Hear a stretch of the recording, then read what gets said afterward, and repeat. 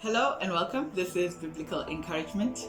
So I just like to apologize firstly for not posting on Thursday last week. I was not feeling well. I'm feeling a bit better now. Yeah, it's not COVID. But one of the things that happened during that period, especially moving from doing daily videos to doing Tuesday and Thursday, which I might move to Friday, I'm not sure. But from that, what sort of evolved was the need to be very authentic about the faith. And I think it came at a time when, even I'm going through a very testing period in my life with God. And it's part of the reason why I feel, okay, I wouldn't know all of God's intentions. But in a way, I feel like this is part of His drawing me closer to Him, back closer to Him, and relearning some truths that I may have forgotten, and also getting back into the habit of being in truth continuously. And so, because I was going through this, I remember, speaking to my husband, like, what happens on those days when you just feel like maybe you're a fraud because you are feeling differently to how you're saying or advising other people to feel or go through the experiences of trials. Because in a way, I really do believe that I have that trial ministry, if you will. I don't think this is a ministry in that sense. What I mean simply is that I believe my message is how to abound even in difficulties. And it's because it's been the story of my life. I felt that, very strong hand of affliction. And, for some people, it may not feel, or looking from the outside, maybe you don't see it that way. But for me, it was affliction. And I think everybody can go through the same thing. They can tell you that, yeah, when you saw this, I was actually going through a lot of pain and so on. But basically, that even in those times that you can abound. Now, of course, all of us experience pain, so I'm not trying to diminish or heighten my pain as being some supernatural pain or anything like that.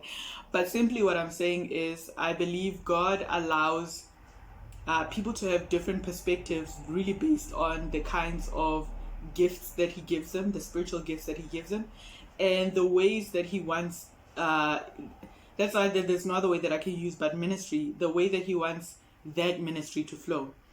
And so for me, I felt for the longest time, since I was saved, that mine is definitely that, how to abound even in trials. And the thing that I find more and more is that God really wants me to be anchored in Him, to be unshakable in Him. And I think it is the cry that He has for each believer, to be really rooted in Him and not in things, intangible things, but really to be rooted in Him. And so last week, when I was going through this, I was really moved to go into the book of Job. And so I spent some time last week and in the weekend reading on Job, because I wanted to have a very good sense, and studying and researching on Job, to have a really good sense of what the story was, because it's very different the way I understand it now to the first time I read it. The first time I read it, I was a lot younger, and I think with less experiences. It can be said about anything in life. Last year is the person you were last year is a very different person to the person you are this year, because experiences and so on. And so I think because of that, because of life's experiences, I can read Job in a different light and understand it in a different way, especially with the things that I've gone through. Again, I just want to say that I don't think I've gone through more pain than other people. I simply think that God has allowed me to see the importance of not allowing the pain to override or take away my stability in Him. And this has taken place really through, I'm not there yet, so I'm still in that process. And this really has taken place through, great disappointments or, real pain. I have a condition where I have physical pain in my body. and I lose my hair, and a lot of these things, and it's a whole lot of things that go with it as well.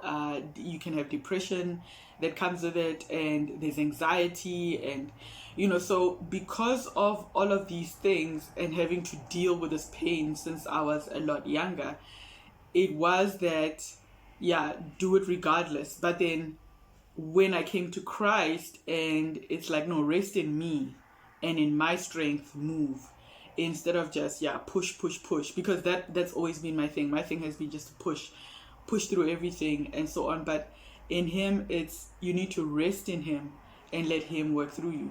And this was a lesson that I believe he was teaching me in the last 3 years. So in the last 3 years, I really believe that I'm a goal orientated person, and so I look at things and I want to do them and finish them, tick them off, and then move on to the next thing and so on. And because of this, I don't like not achieving. I don't like not doing. I don't like things not having the impact that I want them to have. And it's a very different thing from the way that God leads us. God does not want us to be that way. God is healing us. When God brings us back into right standing with him, God is healing us and redeeming us and bringing us into the person of Christ. And because of this, there will be a lot of things about your personality that are shaped, as I found with mine. So because I'm goal orientated, I want to do things. I want to have things done. I'm impatient. I want things now. I want this and that to happen.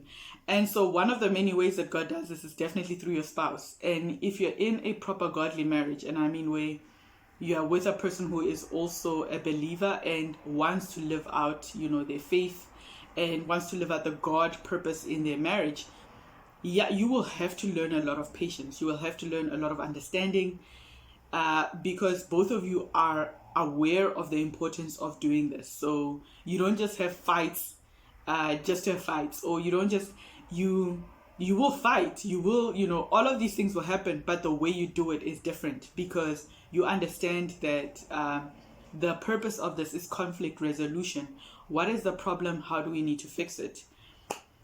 And so because of this, I am, he has shaped me a little bit in that way. I've had to learn to relax a lot on the things that I've been very uptight about, and to learn that it's more important that we be happy than things be the way that I want them to be. So that's one of the things that he shaped in me. But another thing that he shaped in me is the importance of recognizing that I need to rest in him. I cannot be just about the end goal, because I can be very impatient and I just want to finish the thing and not go through the process. One of the things that my husband has taught me is how to live through the process. I'm not very good at living through the process, and that's why I believe that this is something that God wants to teach in me and wants me to teach other people. Going through difficulty and going through the process. I don't want to go through it. I just want to fight it, get it out, get it done, and be on the other side. To have to sit sometimes through the process is very difficult for me. I don't know how to do that. And my husband knows how to do it very easily. And it's one of the things that I both love about him and both really irritate me, because when you're feeling like you're about to just burst and just scream out in frustration, here's a person who's calm and just really okay with how the situation is. And you're like, how can you be okay with how the situation is? And I think sometimes for him it's an internal boiling or whatever, but it's also that he has found throughout his life ways to deal with these things. And I remember when we first started dating, he would tell me that he learned how to not worry, because he saw that because he worried, he saw from his experiences that when he worried and things turned out right, he saw how he had wasted all that time of worry. And he told me this one story in particular, and I won't share it because I haven't asked him for his permission. It just came to me now. But yeah, basically it was a time where he had waited, or he had spent time worrying about something, and then at the end learned that actually it was fine, it had been sorted. And so he saw that all that time wasted, that he could have been happy, that he could have, not had to worry about this thing. What would that time have looked like if he hadn't worried? And so that he had resolved in his mind to not concern himself with. So don't worry. And there was a thing that just clicked to him. And I found that revelation really does come through experience. And we see in the story of Job as well, that it is through his experience that he learns that it is, you don't have the full perspective. God has great perspective. You only have the perspective you have.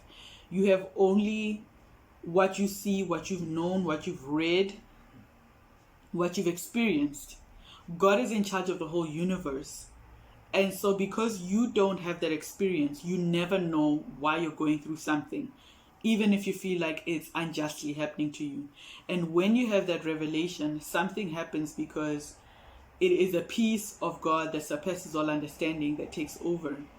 And you're like, I don't understand it, but I'm going to trust that God loves me and he's working this thing out for my good regardless.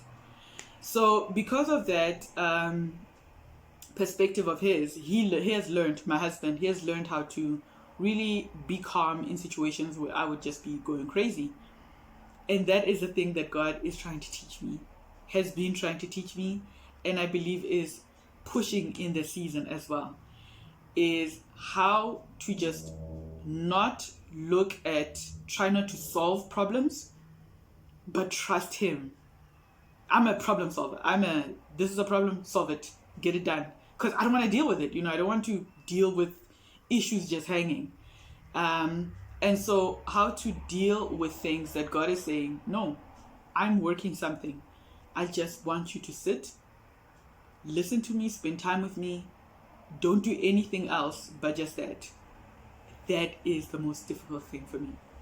And so to anyone else who's experiencing that, hey, you have a friend in me. I definitely understand what that feels like. And be assured that God really does, he is doing this for your good. It is the suffering that's good for you. Like a parent who knows that if they don't teach their children how to deal with their emotions and things like that early on in life, that these things will be a problem later on in life. It is learning how to, it is sitting by and letting the doctor inject that vaccine in your child, knowing that you're saving them from that polio or something, that you are making that decision for their temporary suffering so that they can have a better life ahead. And it's the same thing. Life will shake us with so many things. And the thing that God first wants us to do is really to rest in him, to know he's got us. That's why the first part of your wilderness journey will always include the removal of a lot of things that you're dependent on, so that God can show you that he is your true provision. And he will provide. And he does provide. So friends, I just wanted to share that. I know that this was a bit of a different video, and I'm sure I'll be doing more of these. So yeah, I just like to leave you with this though. At the end of Job's trial, he says in Job 42 verse 5, I have heard of you by the hearing of the ear, but now my eyes see you.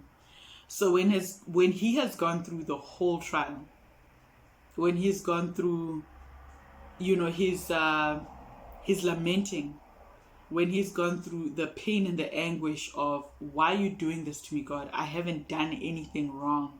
Why would you do this to me? And then God says, I have a universal perspective. You just need to trust me. The revelation comes and he says, I had heard of you and now I see you. He has revelation, and oftentimes our revelation will come through experience. So be blessed, and God willing, see you Thursday or Friday, whichever one I choose, because I seem to be very indecisive lately. All right, enjoy the rest of it.